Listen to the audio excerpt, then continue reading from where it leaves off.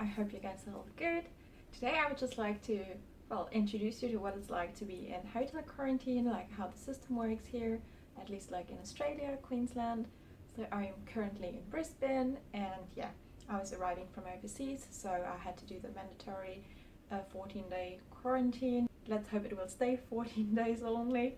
Alrighty, so let's start at the beginning, the arrival.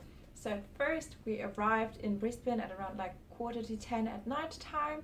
So our airplane landed, and yeah, we were just coming out, going through security, like all the things that you usually do, pick up your luggage, get the luggage checked, and all of this. But then once we got the luggage checked, we were not allowed to like just leave the airport as you would usually do, but we just had to go back to like a different area, which was like locked off. And yeah, we just had to wait there. I don't know how long we were waiting, I think maybe an hour or two, something like that. We've been just sitting there waiting for everyone to go through security. So then they would just like always pick up like random groups of people. So yeah, just so we wouldn't go all at once. So we didn't know where they take those randomly chosen people to, like whether they're already driving to a hotel or not. But yeah, as we found out soon, they were still sitting at the exit of the airport. And yeah, we were joining them, but first we had to like pass through like more kind of like security things. So yeah, they would check whether we like registered our arrival in Queensland. So you just have to do that one in advance. And then they would also assign us a hotel to quarantine in. And they would tell us when we were allowed to depart the hotel at the end of the quarantine. So that was like the part one of the arrival, which took us like about 3 hours, because in the end we still had to wait longer in the exit area for everyone to like get a hotel assigned and like get checked with like the registration code. And then yeah, I don't even know if everyone knew that they had to fill out this Queensland registration arrival thing, but yeah, in the end we all got there. So yeah, we were just sat down in like different parts of this exit area depending on what hotel we are going to. And yeah, so I think it was even our area that was able to leave the airport first, and we all hopped on the bus, and then we were driving into the city, which was like 15 kilometers, so it was quite quick. And yeah, as we arrived, we were still waiting for another bus in front of us to like, I don't know, pick up people or drop off people. No idea what was happening there, but yeah, we just accepted the fact that we just had to wait again. It took like about an hour, I think, again, or maybe even a little bit longer before we could start departing the bus. And then yeah, I already thought, okay, cool, all the people that have departed already, like we let the people with children go first and all of that, and I thought that they're already nice and comfy in the hotel room, and I was like, oh, it's fine, it's all good, like we have a set departure time anyways, like you're in no rush, you're completely jet lagged, you're just really tired, but you can do this, it's fine. So I was just like chit-chatting to people there. And yeah, when it was our turn to just leave the bus and pick up our suitcases and all of this, my suitcase actually got really destroyed by like the airline. Like I really liked the airline, but I've never had that happen before. It was a brand new suitcase, and like it was missing a wheel, and then like all the sides were just really like broken, and it was falling apart. I was really happy that it didn't like explode in the end, because I had like a lot of stuff in there. But yeah, anyway, so I was like kind of dragging this really heavy suitcase around, trying to get it in somehow. But yeah, as we entered the hotel through like a back door, we actually realized that all the rest was still sitting there as well. So nobody was comfy in their hotel rooms, everybody was sitting there again. So we waited for everybody to get into the hotel. Then we were told that we are allowed to quarantine for 14 days. Well, I wouldn't have thought that, right? So they just gave us a little bit of additional information about how the stay works here.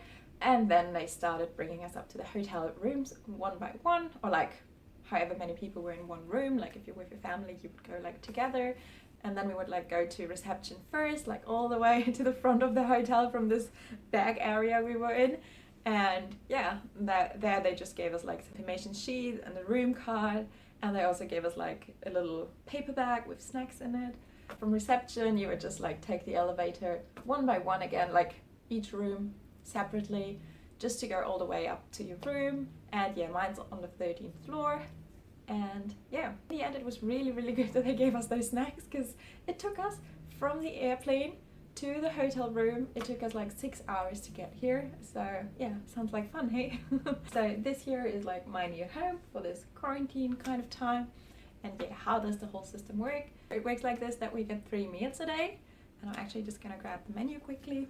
So we get breakfast served between 7 a.m. and 10 a.m. We get lunch between 11:30 a.m. and 1:30 p.m. and then dinner between 5 and 8 p.m. And it can be really anything, like every day it changes like a lot. Like today it was like croissants, but then like yesterday it was like a frittata, and the day before it was like scrambled eggs and yeah, just like stuff with it, and like you get sausages with it or whatever. Sometimes it would be like yogurt in that. So it really changes, and you always have like a default option that they go for every day. And every time until 5 p.m. you have like time to call them and ask for the daily dietary option.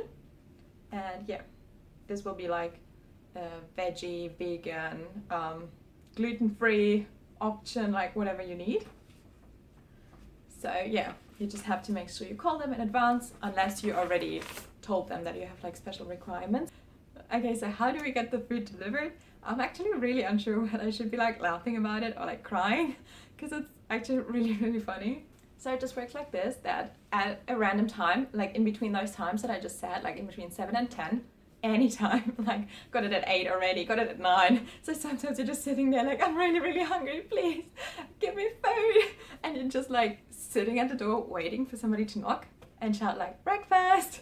So with that really lovely voice. And yeah, so I usually just wait a couple of seconds because I don't know like what it's like if they just knock and run away. I have no idea. But yeah, when we go outside we actually have to put the masks on before we open the door, and then in front of our door we will find a bag like this. It's always the same paper bag which has like our room number on it, and yeah, it will be like stuffed with like foods and also drinks. Like you always get like a bottle of water with lunch and dinner, and then like a juice with like breakfast. But yeah, if you need like additional water you can ask them. Yeah, so nice little thing that they told us, if we don't wear the mask when we open the door, like at any time, our quarantine will get 14 additional days on top of that.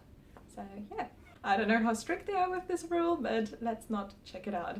So also another thing that is pretty good, like if you have family here or friends, they can actually drop off things for you. Of course, when it comes to like alcohol, you're only allowed like a certain amount because of the RSA here. And yeah, no cigarettes allowed because you're not allowed to smoke at all. So there are no fresh air breaks. So I'm feeling really bad for the smokers, but yeah, let's maybe just see this as a good way to quit. And also like you don't have any windows to open, and if you smoke inside, well, you'll get fined, and I don't even want to know how much it will cost you. And yeah, also like no drugs in that, like I guess that's just like common sense. But yeah, otherwise they can just bring you around random stuff. And you can also order things from like supermarkets or like takeaway food if it's not enough food for you.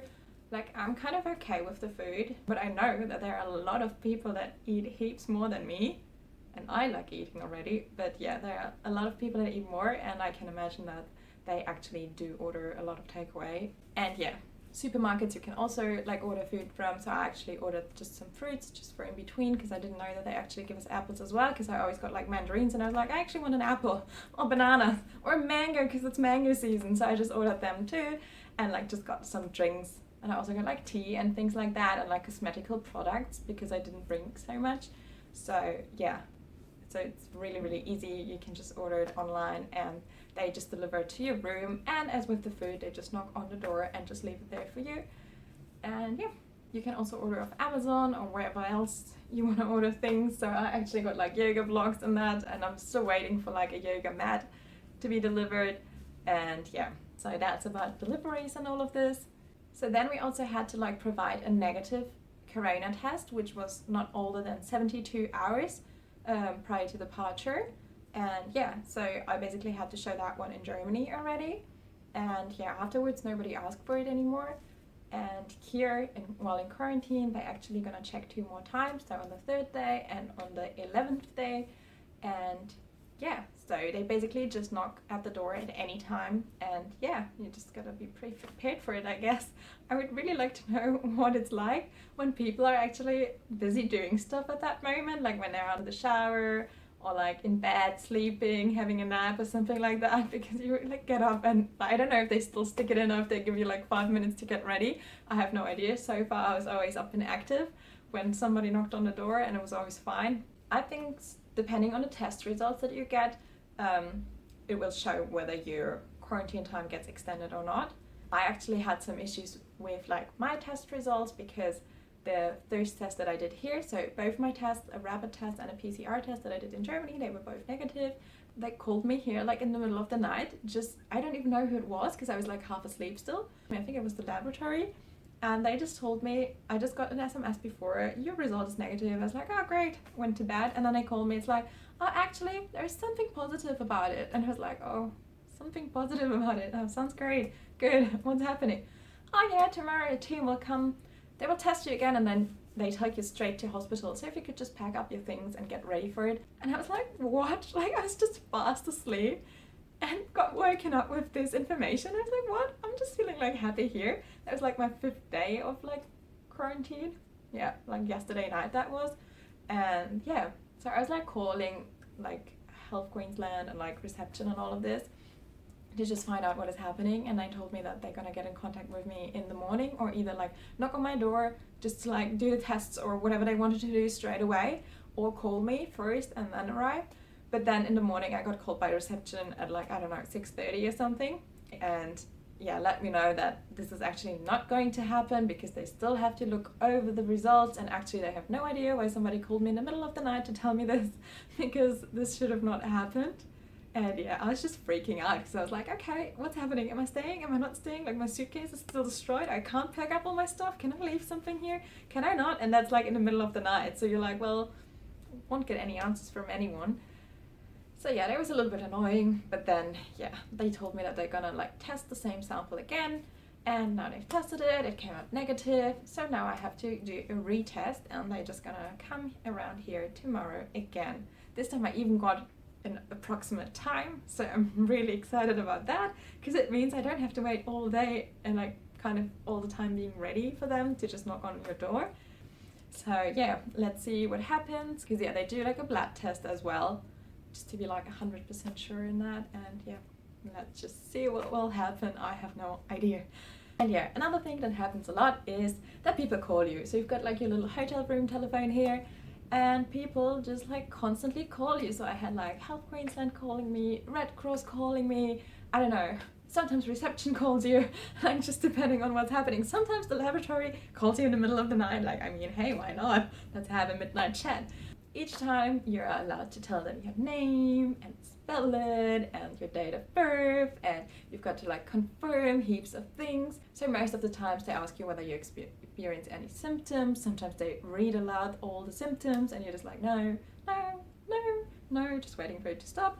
But yeah, that's basically how it goes. And then they ask you whether you're like experiencing any mental issues and that because of being isolated like that. And I'm like, well, I will if you keep calling me, like, just leave me alone, I'm busy here, because I'm a person that can entertain herself like really, really well. And yeah, so you just have people that are all interested in your well-being, but yeah, at the same time, nobody's gonna visit you. Oh yeah, so I have my fiance visiting, and I'm gonna show you in a little picture what this looked like, because yeah, I could see him like a little ant down there.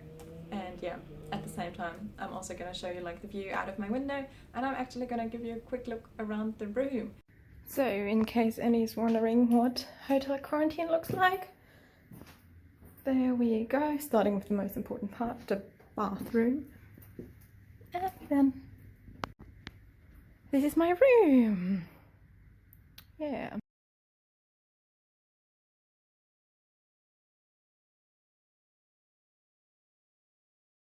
Hotel quarantine, basically what you make out of it each day. But yeah, that's all there is to say about it. If you have any questions, feel free to just ask down below. I know this was like a lot of chit-chatting, but I just feel it's kind of good if you like know what is gonna happen, more or less. Yeah, let me know what you think of hotel quarantine.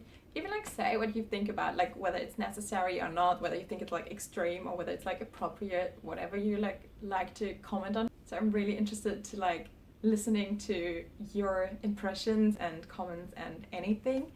And yeah, happy hotel quarantine in case you've got to be quarantined, and if you just watched it just for fun, enjoy your freedom.